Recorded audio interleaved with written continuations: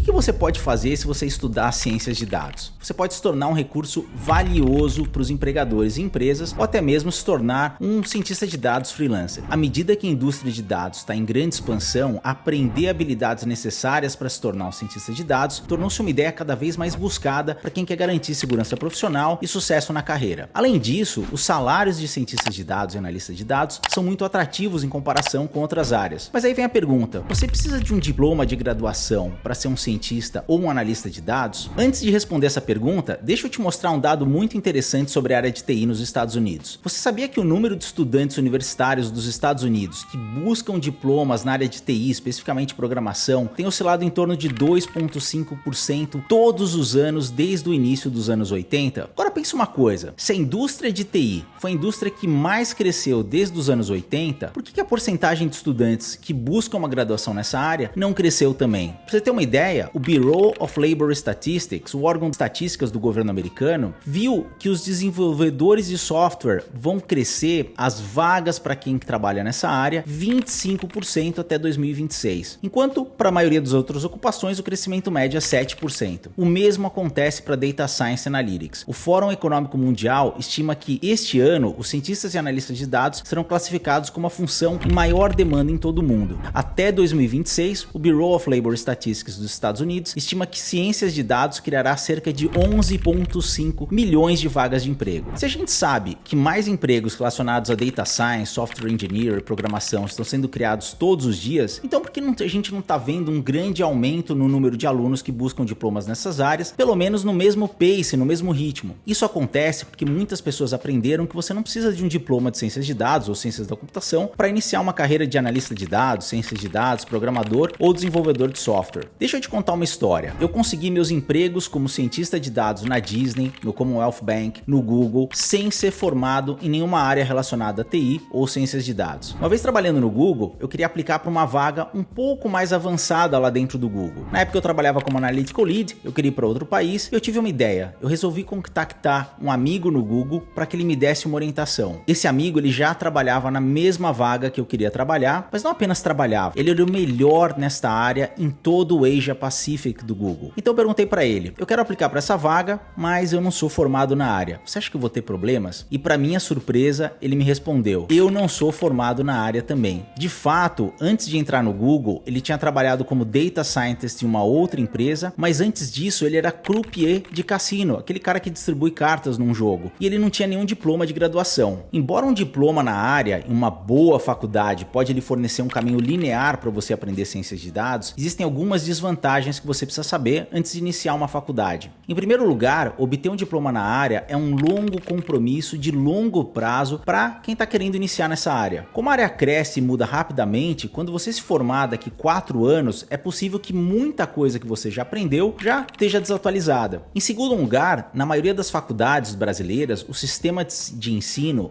não está alinhado com as reais necessidades do mercado. Aí a pessoa estuda 4 anos para ver que depois tudo aquilo que ele estudou não tem muita aplicabilidade no mundo real. E aí depois de 4 anos ele precisa voltar a estudar em cursos específicos e direcionados para aquilo que ele quer e aí sim conseguir entrar no mercado de trabalho. Por último, fazer uma faculdade não é garantia de emprego. E o problema é que muitas pessoas ainda estão presas àquela mentalidade arcaica de ensino que é aplicada no Brasil, mas que já está mudando há muito tempo em países desenvolvidos. Por exemplo, no Brasil você ainda tem que acordar às 7 da manhã, entrar cedo na faculdade, estudar o dia inteiro, voltar para casa, estudar para as provas e em que você aprende a decorar basicamente o livro e voltar no dia seguinte e começar tudo de novo 5 dias por semana. Em países desenvolvidos, a faculdade é muito mais voltada para assignments e você não vai todo dia para a faculdade. Assignments são trabalhos ou tarefas que envolvem muito mais a pesquisa e o raciocínio do que simplesmente a decoração. Mas o ponto importante não é nem esse. Quando você olha os alunos que saem com as melhores oportunidades depois de faculdades em países como Estados Unidos, Austrália, Alemanha, assim que eles terminam a faculdade, eles conseguem essas oportunidades não porque eles fizeram a faculdade, mas sim pelos trabalhos e projetos desenvolvidos paralelamente durante a faculdade. Nos Estados Unidos, raramente um aluno de ciências de dados chega na faculdade sem saber programar ou sem saber nada de machine learning. Eles já possuem conhecimentos antes de entrar na faculdade, já desenvolveram software, já criaram aplicativos, e eles fazem a faculdade para estar em contato com os melhores professores, que pode facilitar o aprendizado e tornar o caminho profissional muito mais fácil. Mas muitos desses alunos desistem da faculdade antes de terminá-la, porque eles veem que já têm o conhecimento necessário para trabalhar na área. Veja, por exemplo, o Mark Zuckerberg, o fundador do Facebook, ou Bill Gates da Microsoft, ambos já eram excelentes programadores e desenvolviam software muito antes de iniciarem a faculdade de Harvard. O Mark Zuckerberg, por exemplo, estudou psicologia na faculdade e não ciências da computação. Assim como eles, muitos outros estudantes estão procurando maneiras e caminhos mais rápidos para ingressar no mercado. Eu mesmo fiz um mestrado em Marketing Analytics aqui na Austrália só para ter o diploma, mas o que eu aprendi no curso, certamente eu poderia ter aprendido de outras maneiras muito mais práticas e adequadas ao mercado real